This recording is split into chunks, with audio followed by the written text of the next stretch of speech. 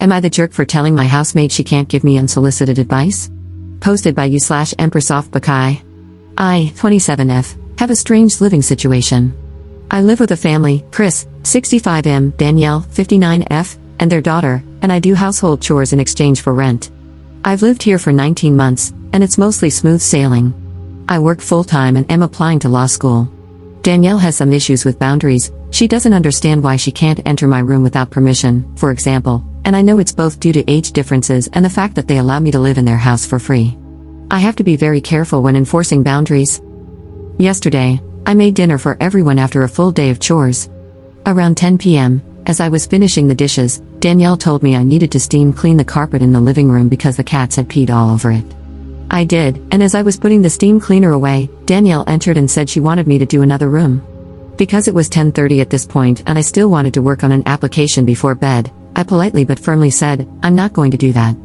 I probably should have said, I'll do it tomorrow, but I was exhausted, so I just said no. I put the machine away, submitted my application, and went to bed.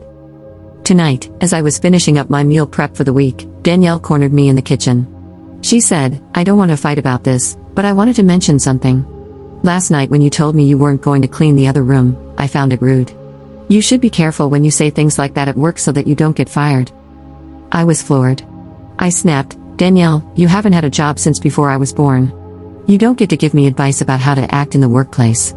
She rolled her eyes and huffed, see, I didn't want to fight about this, and walked out of the room. I called after her, then maybe don't bring it up. Danielle hasn't spoken to me since, and I don't know what's coming.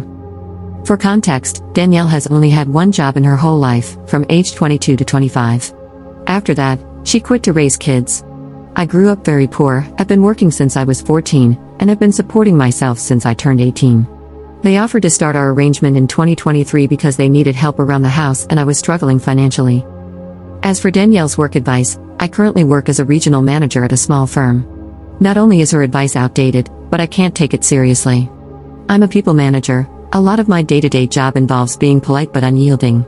I think she was frustrated by my setting a boundary, and that's why she brought it up. I know part of my frustration is that I feel powerless to protest most of the time. I will be moving out in August of this year when I go to law school, hopefully, and my goal is just to make it until then.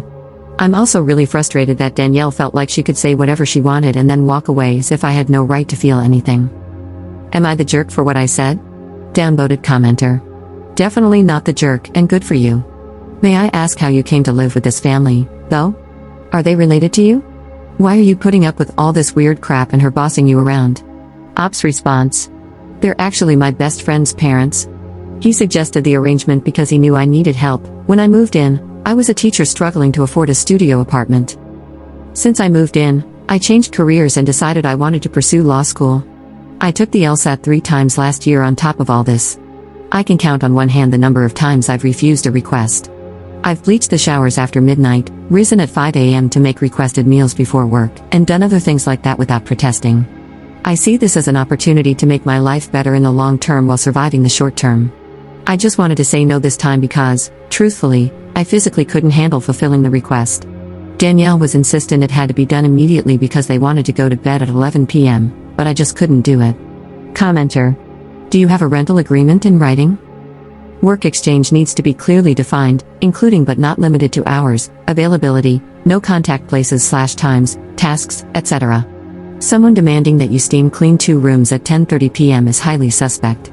Chores are too often seen as women's work, meaning undervalued and unpaid invisible labor. However, invisible labor done by women is incredibly expensive in both cost and time, meaning you may well be doing more than what would cover the cost of your rent. Also, I'm inferring from your post that you're most likely downplaying their requests. Ops response. There is no written agreement. I have tried to bring this up on previous occasions due to Danielle's difficulty with boundaries and the sheer amount of work that I do, but it is not well received. Danielle and Chris are very insistent that I am not their tenant and that they are not my landlords. I am their guest. Danielle is also very insistent that she does not want to be referred to as my boss or supervisor in any capacity. To address other comments here as well, my current position does not pay enough for me to live on my own. I realize that the situation is probably predatory, but since there are only 8 months left, I plan to just stick it out. It has saved me a lot of money, and I'm thankful for that. Top commenter. You're the jerk, not for saying no, but for how you said it. You were not polite. Also, Danielle is not your housemate, she and her husband are your landlords and bosses. You may not be paying rent, but you are paying by being live-in help. Ops very downvoted response. Danielle and Chris are very insistent that I am not their employee or tenant and that they are not my bosses or landlords, rather, I am their guest, and they are doing this out of the goodness of their hearts. Update 1 day later. I was voted the jerk, which I understand. What I do adds up to about $2,000 per month if you go by the standard of $20 per hour or about 100 hours per month. Most of those hours are concentrated on weekends and 2 to 3 evenings per week. I make enough food that there are leftovers, so I can have a couple of nights off. Included in those hours is a lot of care for their adult daughter, who lives with us and is disabled. If I babysit the house pets while the housemates go on vacation, which happens a lot, I charge a $20 per day stipend. We have 2 dogs, 3 cats, a gecko, and some fish. One of the cats is mine. This is why I clean the carpet without protest, because it's just as likely the piss was his as any of the other cats. I've said no to requests 3 times in 19 months, and each time has been met with pushback like this. All 3 refusals were due to the time of night they were asked. Many have called this a form of modern-day slavery, and I see where you're coming from. I've been fine with the situation remaining largely undefined because even when I protest chores, I haven't been threatened with eviction. I entered into this situation at a time when I was overwhelmed and desperate. It might be predatory, but it was the best opportunity I had. I could have protected myself better going in.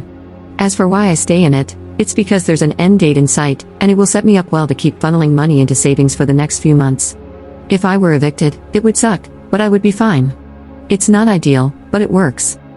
I recognize that I should have worded my response better at the time. However, I do want to push back on the idea that I have to do everything they say just because they own the house. If a boss demands overtime from me that's not previously agreed on, I am allowed to say no, and I have done it many times without affecting my employment whatsoever. In fact, my current boss, whom I've done this with the most, often using the same wording as here, wrote me an excellent letter of recommendation for law school. Times have changed since the 1980s, and saying no to unreasonable demands is becoming more and more acceptable. What she meant when she said, "You should be careful when you say things like that at work," was that I shouldn't be assertive at all in a situation where I am a subordinate, which I very much think is outdated advice. I was not invalidating the difficult work of raising a family that Danielle did. I would not dream of offering someone else parenting advice because I haven't been in their shoes. Hypothetically, if the last time I had raised a child was 30 years ago, I also wouldn't give advice on raising a kid in the iPad generation. Danielle should not be doing the same to me about work. She is not my professional boss. She has never worked in my field. She knows that she is not my landlady either. If she were, there would be a whole lot of rules she would need to respect that she doesn't want to, such as entering my room without notice. Again, because I am getting some benefit from the situation, I don't and won't threaten legal action here, as I have enough documentation to protect myself. In addition, Chris, Danielle, and I all have personal stakes in making this work. We have a ton of mutual friends, one of whom is their son and my best friend. Danielle and Chris have some chronic illnesses that make housework hard for them, so they are also getting a lot out of this situation. I plan to apologize and smooth things over. I will follow much of the advice mentioned here about protecting myself better moving forward. Perhaps naively, I hope this will end well. Danielle and I actually get along very well most of the time. We don't hate each other by any means, and we both ultimately want to see the other happy. That's why this has worked for so long. To everyone who says that this situation proves I don't have what it takes to be a lawyer, don't worry, you will probably never be my client. Second update 2 days later. First, as an aside, many of the comments here missed the point. Danielle was not angry with me for refusing to do an additional chore at 10:30 p.m. That was not the issue.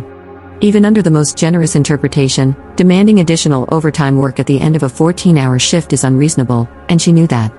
During our follow-up discussion, she added a detail I had completely forgotten. The second room in question has a large potted fiddle-leaf fig tree, and in order to steam clean the additional room, the tree needs to be moved. Neither she nor I were able to move it after multiple attempts, so at that point, I said, until Chris and I can figure out a way to move this, the steam cleaning will have to wait. I know you want it done tonight, but I will not be doing that.